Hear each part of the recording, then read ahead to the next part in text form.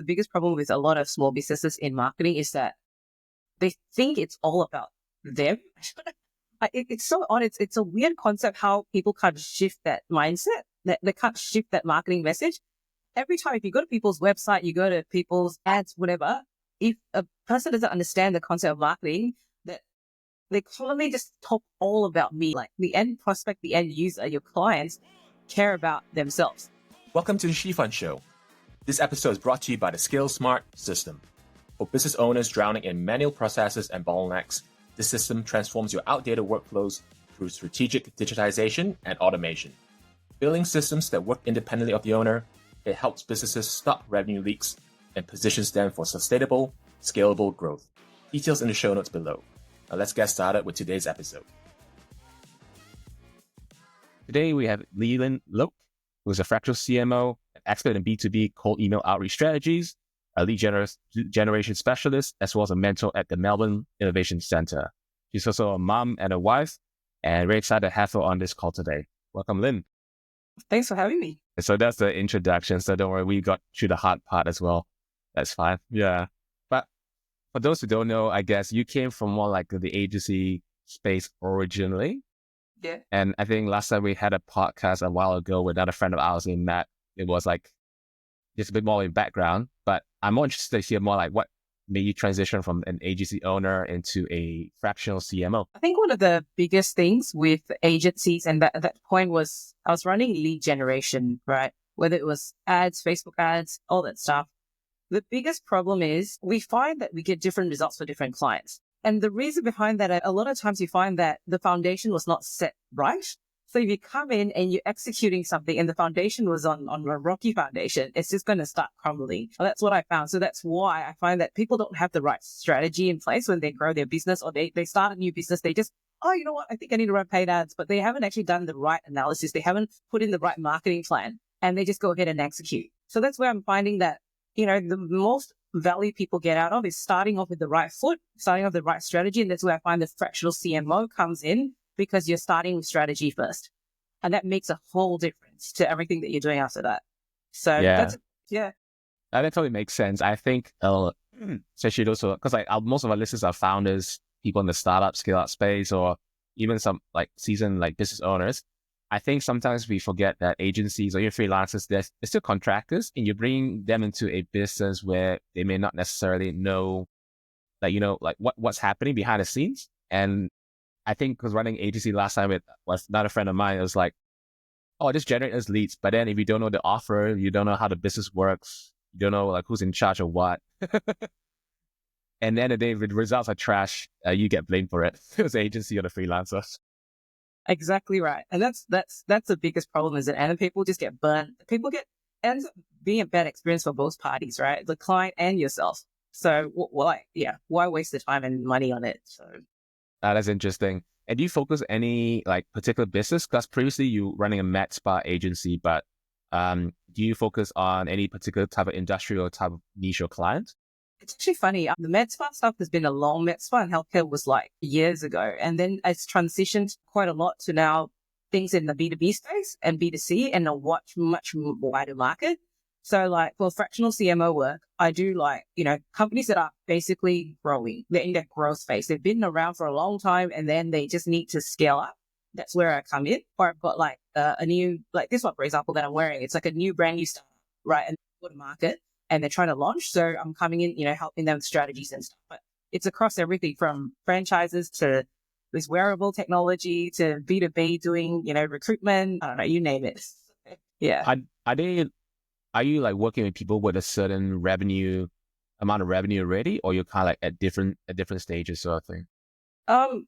Well, it doesn't really matter. Like a startup wouldn't really have certain revenue yet, but they might have funding that can help, sort of make things a lot quicker. Then yes. Otherwise, if they're companies that, again, depending on what services we're offering, if it's B2B space, they generally ideally want to be higher ticket. So that way they can obviously afford our services and we can do execution for them, right? So, yeah.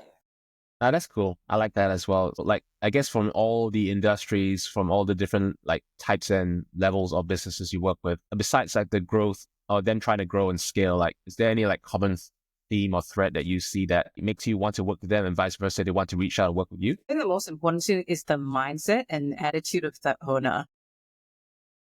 Cringe mindset. No, I'm kidding. It's always hard. Like, you want to see results. The owner needs to be committed, or whoever is leading the pathway needs to be committed in driving the changes. Because if you don't get the support from the right person, even like I can work with a team of people, but if the owner or the management is not actively involved, and here I am coming in wanting to implement certain things, the employees are not going to be very happy about it, because what it means, it's most likely they need more. They're going to have to do more work. Yeah.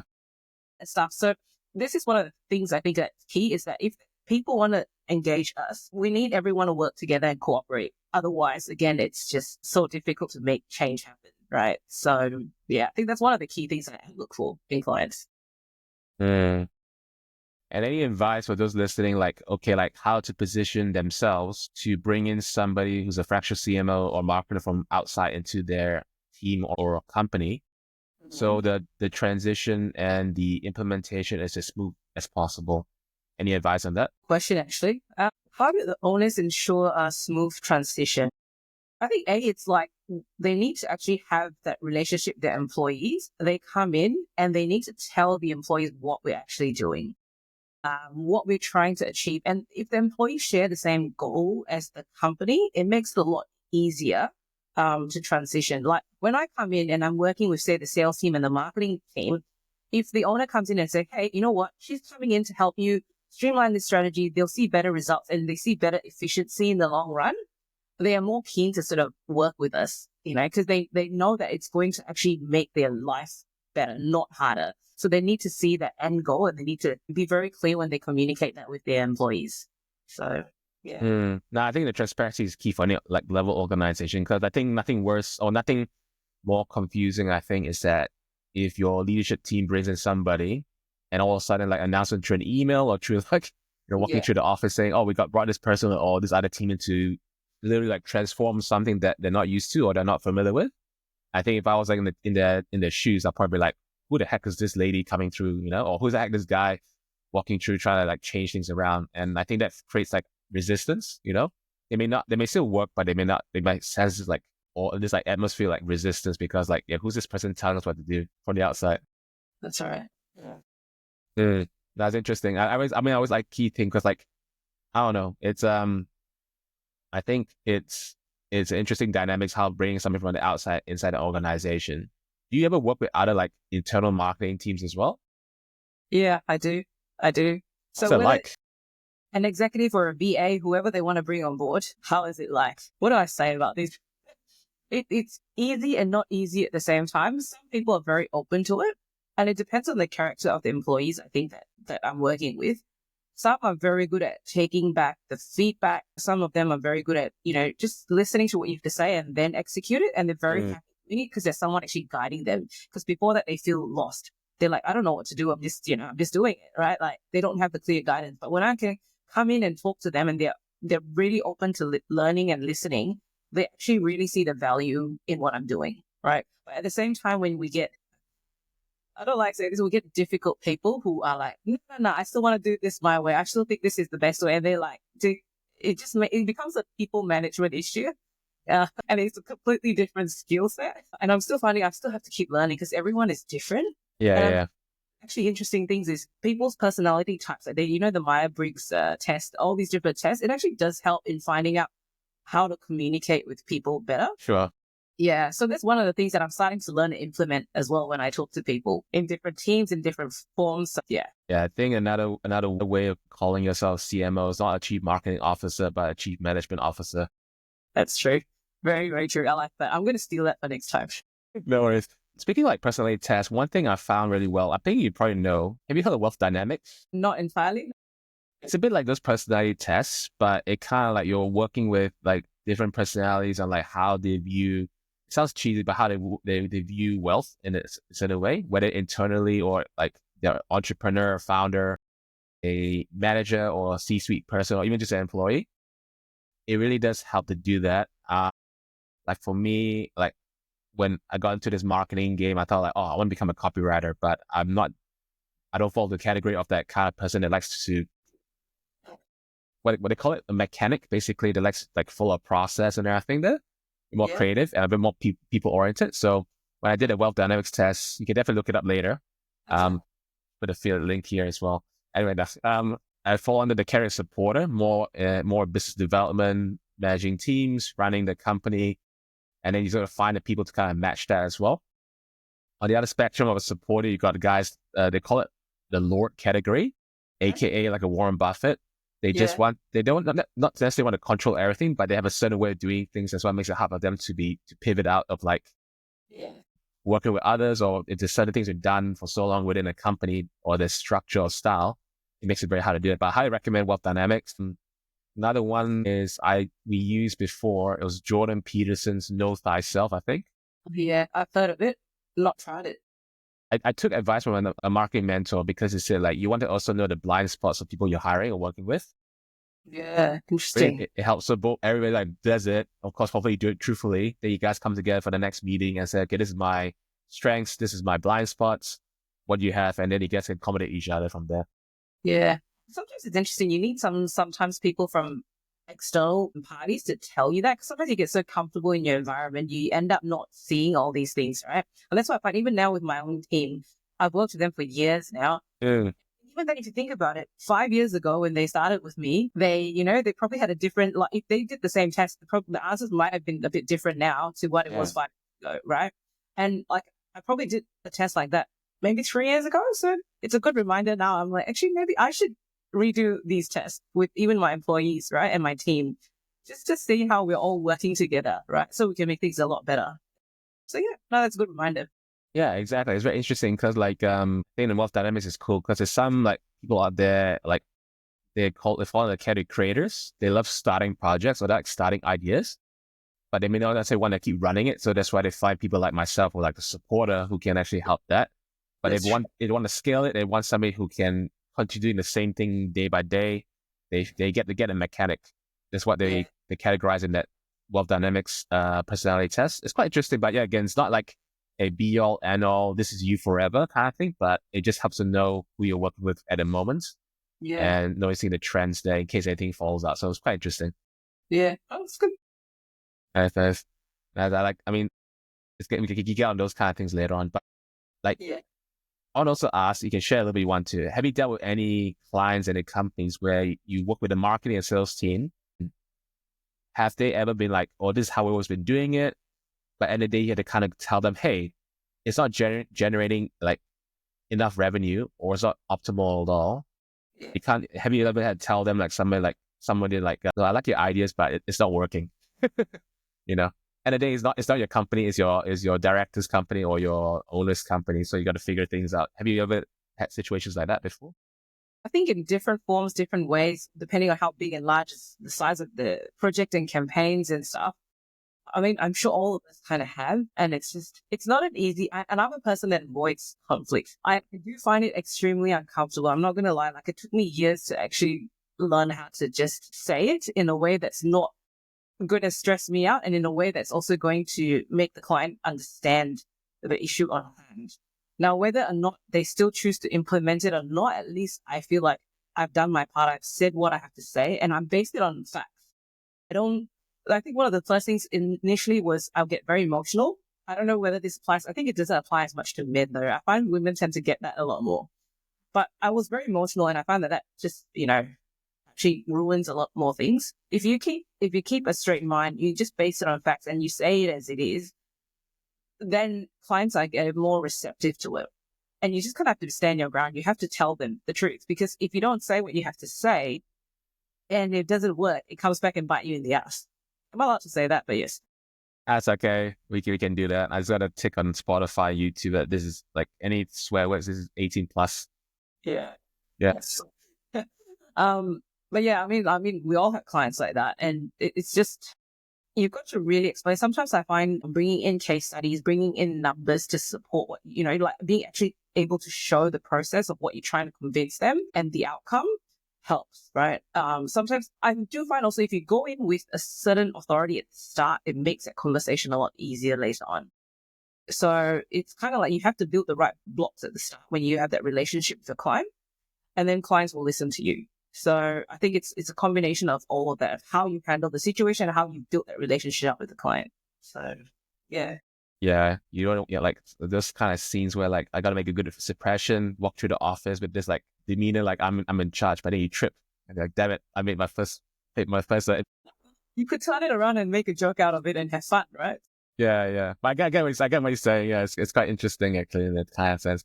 Oh, the horror flashbacks. Anyway, that's another story for another day. I definitely want to get a bit more tactical, a bit more like strategic here. So now we're living in an era where there's so much for businesses. They have to not just like compete on like advertising costs increasing. They also like compete with now with AI taking over content creation. That's almost like saturating like every social media platform, blog or whatever website is. So any like advice on how to help this like businesses like grow, especially navigating through this new era where there's so much content, so much advertising happening right now, without burning budgets, without like feeling like they're wasting their time? Because I can imagine like people are not marketers. They're like, this reel we did or this ad we did, like it's not performing as well. How do we navigate through that? Well, that's a very big question. I guess when it comes to marketing, I mean, yeah, like you're right. Like there's so much content that all the information out there is quite saturated.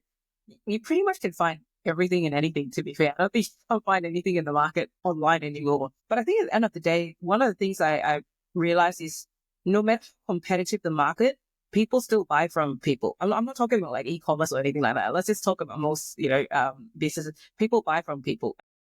I think at this point, AI can't really change that. Yes. There's still that component that people will buy from who they like and trust at the end of the day. So even like I was just talking to like a mortgage broker, for example, there's tons of them out there in the market, but then it's just about finding who you enjoy working with. What are you passionate about? Because that comes across when you actually talk to people. Sure. And then being a bit more, now in this marketing world, what happens is you can't just throw anything at everyone. It doesn't work anymore. It's being a bit more picky about the messaging that comes across, the offer that you put it across, really understanding who your target market is and what your business goals are, and then aligning it that way. There's no straightforward answer. It's really like product market offer fit, essentially, at the end of the day, right? And then tying that in with who you are and bringing that across in your business and your operations. So it's like, I find that is probably the most effective way to sort of stand out in this noisy world. Yeah. Interesting. But there's a very big macro side. But is there any examples where like you walk into a business where there's some sort of marketing strategy or method that it's not really working for them, but because that's how the industry does it, or because some other guru told them to do it, you have to help them like almost like do a 180 turn around and fix it for them? What do I think about that one? I'm wondering if there's any businesses that have to do a 180 turn. That's a good question. I mean, not necessarily 180, but like you went in there, like for example, like we all know like from like the guy Alan Sotanish, big marketing guy since like 2002. He says like ever since Apple added a new iOS update, like it's been very hard to like profit from ads unless you have a strategic like funnel or strategic like ad structure offer. Yeah. Because a lot of these gurus we know in our agency space and direct response marketing space, they're like preaching some stuff which they still try to do today, but then unless you have a very large ad budget, it's going to be very painful for at least for the smaller businesses or the solopreneurs, etc. So anything like you come across like that where they've been trying to do the same thing for years, or because someone else told them to do that, they watch on YouTube that hit comments like, no, I found a better like method to fix it for you or make it better and get better ROI. There's some, to be fair, right, the way I look at it, I don't think marketing is that revolutionary. Like marketing strategies, marketing tactics have always been the same regardless in different industries, and they're always within certain silos. So I don't know if there's anything, I really can't think of anything I have to come in and say, oh, this completely doesn't work. Let's change the strategy. Right. Yeah, I don't know. To be honest, I can't think of anything that's completely different. Interesting. Just wondering actually, trying to think off the top of my head. Like, yeah. The examples. But yeah, I mean, we see that a lot in the online marketing space, but I'm really curious if you see that in more like traditional business space as well. But if you can't think of something right now, that's okay. We'll bother you in another 6 months. I'm thinking because like even clients that are very traditional, like I'm working with this uniform apparel, like they're nationwide. Everything's been word of mouth. Everything is, just referral, word of mouth based, right? And they haven't really done any marketing. And then me having to come in, and again, this is my fractional CMO role. I'm coming in, I'm like, for a second, I'm shocked. In 2025, how do you not have any digital marketing strategy?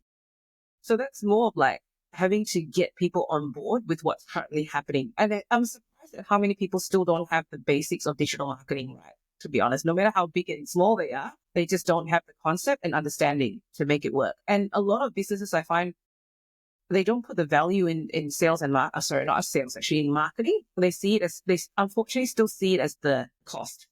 Right. And that's barrier at the end of the day. They see marketing as a cost, but a lot of businesses actually, you need to market yourself. If you don't market yourself, you can't grow. So I think from a perspective of, it's not so much the tactics, it's more again, to the mindset stuff that they need to be able to embrace all these things that I need to come in and really change and, get them to see how digital marketing actually works for them, right? Because I don't think strategies are that different one way or another. It's just making sure it, again, tailors with your business, right? So. Yeah, that makes sense. I think like what you shared before comes down to the key thing, I think, is the offer, because I think offer is good and the product is good. Like I was reading Naval Ravikant's almanac last night. I mean, you need both marketing and sales and a good product. But he says like something like, if you do sales because you suck at marketing, you do marketing because you suck at sales. Oh, sorry, you do sales because you suck at marketing, you do marketing because you suck at making a good product. So the goal is to make a good product. I think AKA also the offer as well. Yeah. Yeah. They don't stand alone at the end of the day, right? Marketing is like, it supports everything else. Like you can't, it's one or the other. It just doesn't work that way. Interesting. But I was going through your website the other day, and like one thing that really caught my eye was you specialize in lead generation autopilot. Is there any like crucial component of automation that most businesses, or maybe businesses in general, often overlook that will make a massive difference for them? Wow, there's so many things that you can automate. If we talk about lead gen itself, the lead gen process, you can automate quite a lot of it now. Like, for example, I do a lot of cold email, right? Imagine in the past having to manually send all your emails to people. Like, still, actually, to be fair, a lot of B2B businesses still do that. They have their HubSpot or whatever CRM, and they're still sending, the email out to many people from their own domain and email. And a terrible idea for 101 reasons. And they always say it doesn't work, right? But now with automations, you imagine you could have all these inboxes, you can scale, you can send thousands of emails at the same time, and it still comes across as personalized, right? That's the power of AI. And my leads are not converting. Oh, the lead quality is, crap. And this is where I found that I was, when I partnered up with someone who does this AI text agents, and they're basically sales assistants, I've seen increasing conversions, right? Like 2 to 3 times, which the client in the past, I've been working with them for 2 years, 3 years. Their conversion rate was 20%. But once we brought in AI to manage the leads as they come in, immediately like double, they're converting 40% or something of the leads into actual clients. And it's just such a simple tweak. So I think AI can really like sort of step in. The automation just makes your entire process, buying journey for your customers a lot more efficient. And people get a better experience. And that's how, it's sort of a win-win for both. Interesting. So previously to automations, like when you see these businesses, do they like, especially with these larger ones, are they like, quote unquote, automating by having like an admin person do all these like follow-ups for them manually? And then now because of AI, they've kind of like, I hate to say it, but they've swapped out that admin person or that salesperson for AI. Is that what's been happening right now? Funny, I haven't really seen people swap existing employees out because of AI, whereas they start changing their roles more. Maybe that's a good thing, right? Because people are always afraid, AI is going to take over and make people redundant. Maybe in certain industries, but still, there's always a role for the employees to play. But it's just making the entire process more efficient now. So imagine like the leads that come in, like this sales agent is able to then book in more people for appointments with our clients. And then whoever existing is there will just have to manage that process a lot better. Right. So it becomes a change in their role, not so much taking over or making them redundant. Yeah. Now that's interesting because when I was in BNI, the Business Network International, are you still in BNI, by the way, or you left BNI? Funny enough, I'm actually cutting down and being more selective with my networking. For a lot of reasons, it takes up a lot of time. It does. Especially for they're at odd hours, and if you've got kids, it's never friendly for mums. I think people should create a networking event that's more friendly for mums. I have to be honest. Yeah.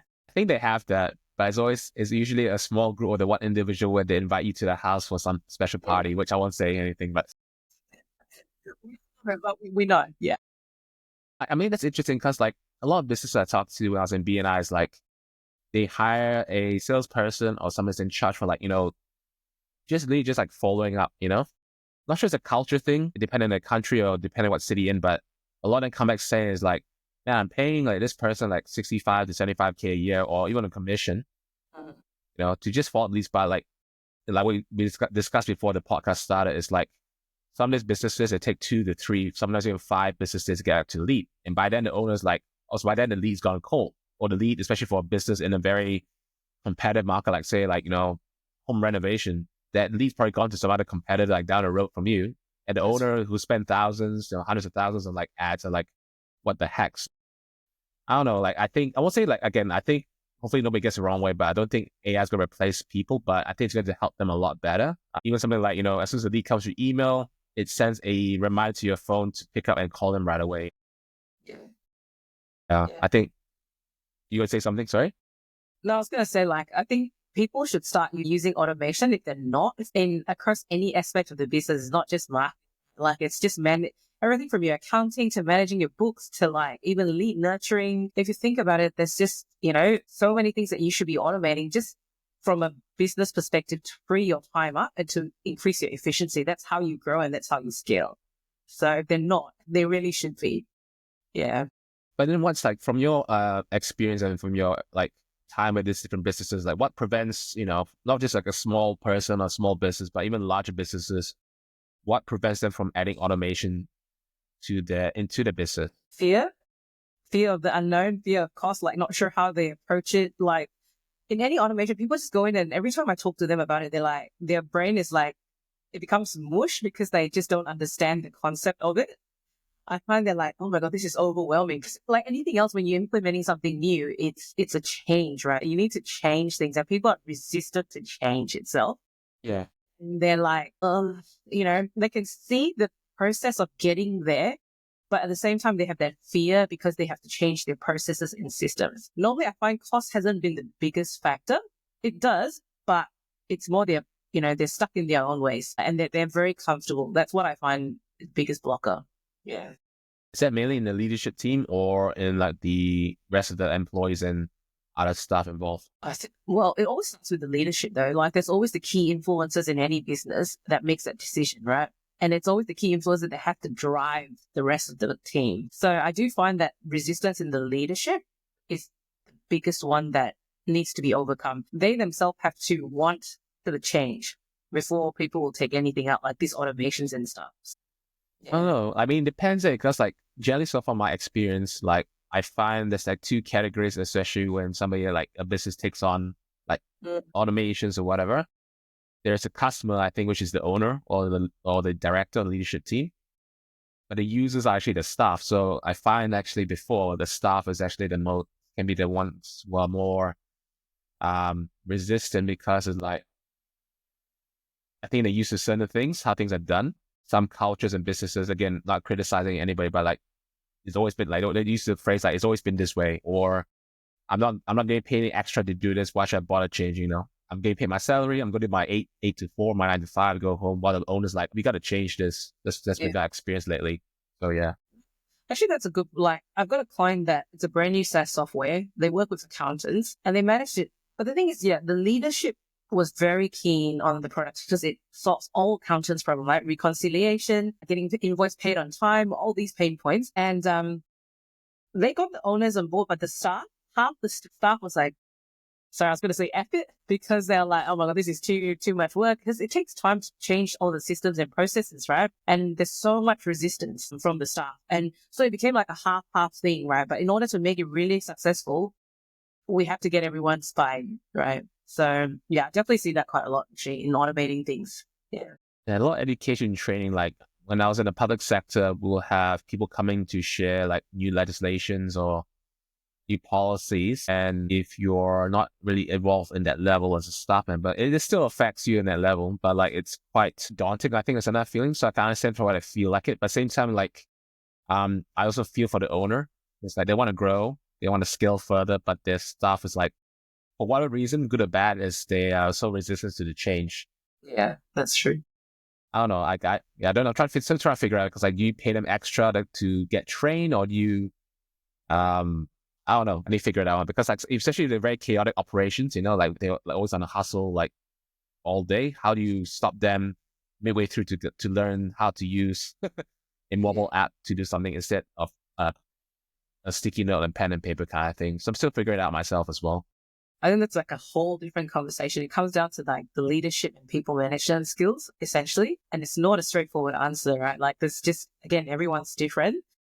And yeah, I don't know. I'm figuring out as well. Like it's even on a small team, it's not that easy to get people to want to change, right? And I find, so in a small team setting, it's easier if everyone shares the same value because you have a lot more control over it. But when you have like a lot of employees, you're talking about hundreds of employees. How do you do that? That's a big question. Yeah, some people make it sound so easy. And so that's why sometimes when it comes down to these offers with like operations and change management, some of the marketers that I talk to as well in America, they're like, "Oh, Ian, you're going through a very hard road because it's like lead generation, marketing, sales, branding is a lot simpler, but the back end side of things is like it's almost like you can become like a McKinsey or KPMG and go into a business. But how do you do that on a small scale for these like SMBs? Yeah, true. A lot of thoughts in my mind right now. But I'm keen to actually hear more about this Melbourne Innovation Center thing that you're part of as well. So is there like a mentorship program for businesses or something? Yeah, so actually, I really think it's a very good initiative that the Victorian government has taken up. And through the Melbourne Innovation Program, I'm part of the digital solutions. So that's where like small businesses come in and they like anything to do with digital, right? Digital marketing in that essence. They need the guidance. They can sign up to the program and it's partially subsidized by the government. So I think they pay 100 and 120 and they get like 3 one-on-one mentoring sessions and they get to attend all the workshops that they organize and stuff like that and networking sessions and so on. So I think it's been great because the biggest problem with small businesses is either they can't afford to hire someone or they can't, bring in an agency. So we help them set them on the right path, right? Just like, hand holding someone just to give a path. So I think that in Melbourne Innovation Program it's amazing. I've actually consulted, I think probably the last 2 years, I reckon easily 100 different types of businesses. I've seen all kinds of business from startups to your traditional brick and mortar stuff, like so many.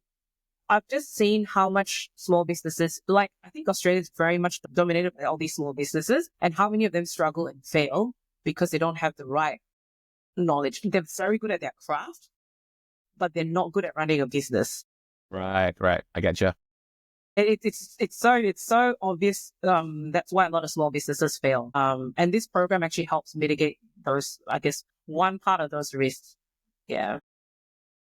So have you come across it like, since you spoke to like over hundreds of like businesses from different industries and backgrounds, is there anything that you find as common theme that they sometimes misunderstand when it comes to like marketing, sales, automations, etc.? Is there a common theme? Jeez.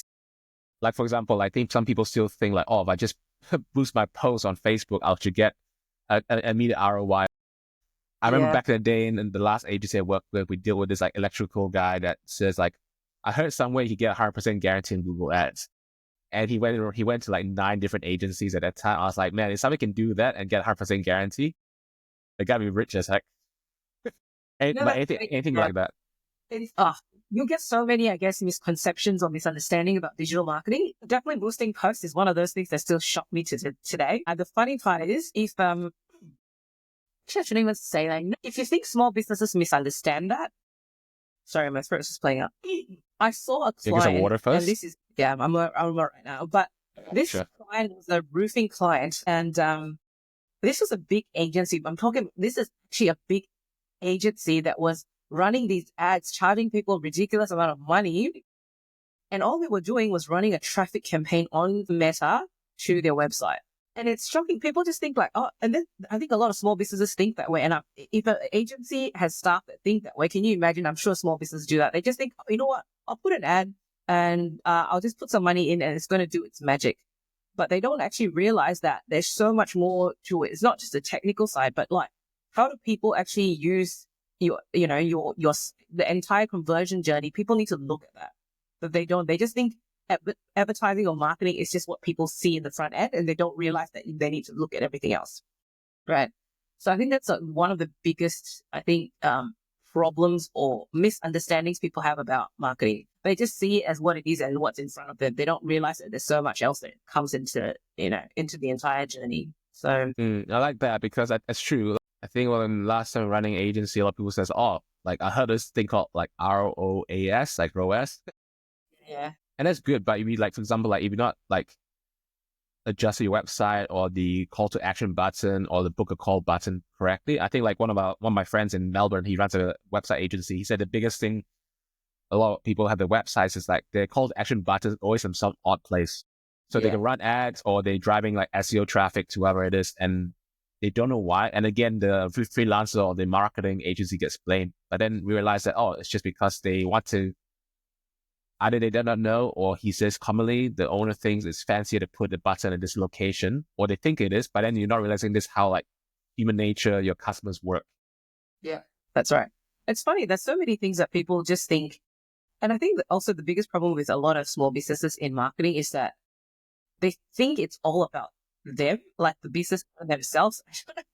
It's so odd. It's a weird concept how people can't shift that mindset, that they can't shift that marketing message. Every time, if you go to people's website, you go to people's ads, whatever, if a person doesn't understand the concept of marketing, that they commonly just talk all about me. It's like all about me, what my business does, but nobody cares about that. Like the end prospect, the end user, your clients care about themselves. They don't care about you, right? So that's another big common problem I see that across the board that everyone makes. Yeah. Is it also additional to the messaging? There's a lot of pictures of themselves on the ads or the video themselves. I mean, like some brands or some companies, you do need like the owner or the doctor in front is smiling with the arms folded in their lab coat to make it look more professional. I get that, but like, do you find that like sometimes the businesses they get a bit confused between advertising, marketing, and personal branding? Yeah. They kind of matches together. People are like, I'm not here to see your face. I'm here to get my back cracked as a cut for Cairo kind of thing. Yeah. I do find it's a fine line, like, and it's not easy to separate all of that. But yeah, a lot of times personal branding, some businesses, yes, it's very much your personal brand. And if that's the way you want to grow, then you should be focusing on building your personal brand, right? Like, but when you start mixing it up, and if you have a team of people, can't everything just be you, right? So yeah, 100%. Now, speaking of branding, like he helped, like I guess for the audience, understand the difference between like what we shared just now, like marketing versus branding versus advertising. Are you able to give like a simple definition breakdown each one? Because I think a lot of times people get confused. And now we're living in an era where there's some guy online wearing a flannel jacket with a beard. Great guy, but with the cap that starts with A. And he says, build a personal brand. That's how you get the best deals. I think people still get confused between those three terms. Do you mind just breaking down a little bit of what each one really means? I don't know if there's actually a proper definition, to be honest.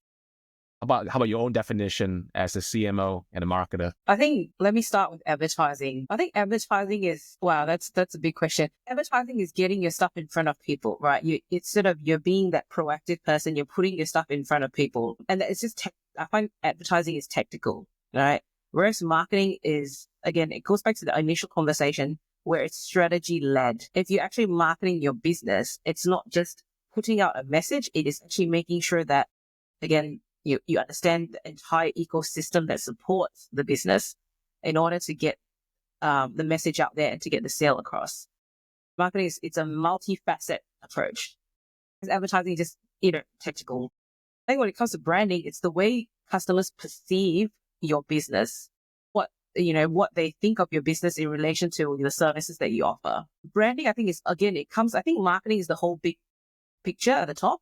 Branding is one component of it, and advertising is one component of it as well. Branding is one of those tricky things. I always still ask the question, when is the right time to brand or rebrand your business or bring in a branding expert for a business?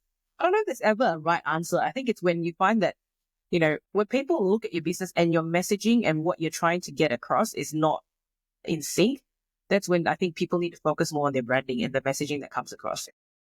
Yeah. Well put. And that's something I'm still like learning as well, because there's like I'm not sure you guys have this brand called Nutrition Warehouse in Melbourne, the supplement company there. Yeah, we do, yeah. But recently, like, one big branding agency in Melbourne, I think, Dean Walker. Have you heard of him? I think he's quite well known now. He's built his own brand really well. But his agency helped Nutrition Warehouse change their logo and their color scheme, you know? Mm. And for me, it's like, and he showed the results like before and after, like what was the stats like and what was the data like before and after the change. And I still try to figure out like how did somebody quantify, because I chose this shade of red compared to this other shade of red, that it made such a massive improvement to my customers enjoying. And how do you do branding if somebody has the biggest budget or the biggest like timeline to test or get pilot studies, say, oh, do you prefer this red or you prefer this other red, you know? Because some businesses, like, I don't know. That's something I'm still learning myself, comes to like this like tactical branding side of things. Yeah. I'm not a branding expert per se, but I do find it interesting because like just like social media content and even like your branding, a lot of these metrics, probably I'm going to be killed here, but like to me, a lot of it is vanity metrics, right? Like it's just what people say and feel, but like does it really translate to sales and an improvement? It's so hard to gauge. It's one of those things that's so hard to gauge, right? Like you can say you can try to measure their profit margin, look at their sales cycle, but like obviously there's also seasonal factors, political factors that come into play. So how do you really isolate that one incident to that? I don't think anyone really has a clear-cut answer for that. Ask Mark Zuckerberg. I think he'll know the answer. The algorithms. Yeah, it's interesting. As we're wrapping up, I've got a couple more questions for you, Lin. It's like, was there any, since you transitioned from being agency owner into a CMO, like, were there any like beliefs or perspectives that have changed since you started this new role as a CMO? Beliefs or perspective? From what point of view? Like from business or from?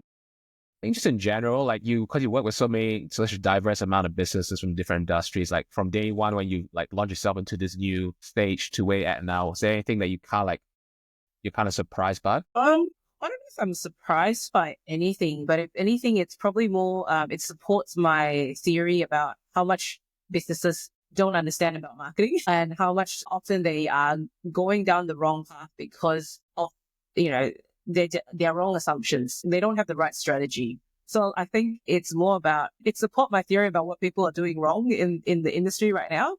And I find that people actually do value, one of the biggest shifts is I see people value marketing and understand marketing because of my role as a fractional CMO. I get less friction, less resistance in everything else that I'm going to be implementing from a technical perspective because of that additional role that I put in as a fractional CMO. All right. I think that's one of the biggest changes. And I think biggest, I guess, it sort of, again, re-emphasizes the beliefs that I've had in the past about what's wrong in the industry, essentially. Yeah. No, well put. Well put. And the final question is, I guess, more on a personal level, like, because you're a business owner, you're also a wife and a mom, like, any advice for those who are maybe in the stage of struggling to grow the business or already at a high level of revenue and profit, etc., but they're also struggling to quote unquote balance their personal, family, and business life? Any advice for those who are listening right now? Geez, there's a lot on that actually that I could say. Because every time I realize the funny thing is now people come to me and they say, like, how do you do all the stuff that you do, being a mom and all of that? And I still travel and I still I still pretty much do the things I love. I love my dancing, I'm still doing that. I do my showcases for dancing. I still play sports. I go to the gym. I do all of that, even though I've got everything running as it is. I think the first thing I'd say was outsourcing the things that weren't important, and that could be outsourced. A lot of the admin time, the annoying things that I didn't like to do that took up the most time was the first step. And that was a huge lifesaver. And I think, my VA, she's been around for ages. Yeah. But she's a lifesaver, right? And she's happy and I'm happy because she's got the skill set that she loves to do those things and I don't. But that was the biggest turning point. I think it easily took up half of my, time. Instead of working 40 hours a week, I could work half part-time because of that one person that I brought in. Yeah. So that immediate step of outsourcing, the not unimportant, but the stuff that you don't want to do and that can be outsourced should be done first. And then that frees you time in your business to focus on other things. But then from a personal point of view as well, the fact that I'm able to travel and do all that, I think I've built a close enough network. And this is just you need a support system around you in order to do all the things that you want to do and still have that relationship with your kids. I do think it's important to have quality over quantity with the time with the kids. When I'm with my kids, my phone's not there. Like on the weekend, my phone's never really by my side. I'm just with the kids. Right. And whenever they spend time, I have time allocate separately just to talk to them. I have date nights with my kids, for example, even with my husband. Like I just had a date night yesterday, right? Like, so I'm making a point to set time aside to intentionally do activities with the family.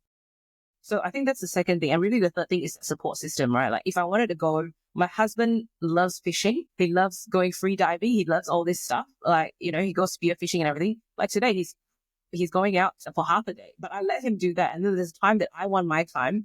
I get time to do the things that I love and he watches the kids, you know? So it's, we share that responsibility. So I think that's the only way really that I've seen that I can really thrive in an environment to get that work-life balance. So yeah. That's, I guess, the 3 tips I like to give. Well said. And for our listeners, like Lin, if they want to find more about what you do and get in contact with you, where's the best place for them to reach out? I think just go to the website, so lyl-marketing.com, and then, yeah, they can reach out to me there, or they can search me up on Google, find me on LinkedIn, and have a chat with me. I'm more than happy to do that. Nice. Thanks, Lin, for your time. It's been wonderful, actually, and definitely put it on the show notes. And again, as we wrap up for this episode, again, as a reminder, you find everything in the show notes, Lynn's recommendations, all her links and everything. And again, if you're a business owner wanting to turn and transform your business from chaos into clockwork, definitely check out the SkillSmart system in the show notes below. Lin, thank you again for your time. I know you're a mom, you're busy. It's probably 10 o'clock in Melbourne. You probably want to spend time with your kids, but appreciate your time. No, I appreciate that. Thanks for having me on the podcast. Looking forward to seeing it. Thanks for tuning to the She Fun Show. Ready to transform your business from chaos to clockwork? The SkillSmart system helps you build systems that work without you. You can find more details in the show notes below, and we look forward to seeing you in the next episode.